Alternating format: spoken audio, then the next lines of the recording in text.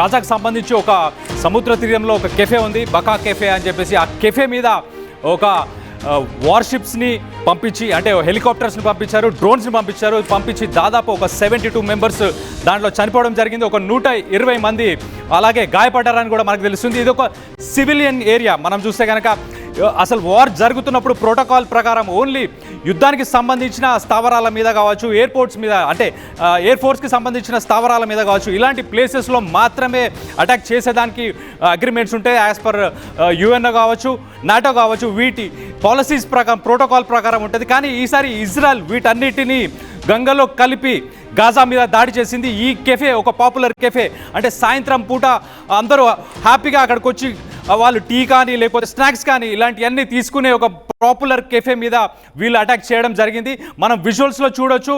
Air strikes చేశారు. మొత్తం sky నిండా వాళ్ళకి సంబంధించి మిసైల్స్ కావచ్చు, డ్రోన్స్ కావచ్చు, ఇవన్నీ కూడా ఉన్నాయి. వీటన్నిటితోని చాలా పెద్ద అటాక్ చేశారు.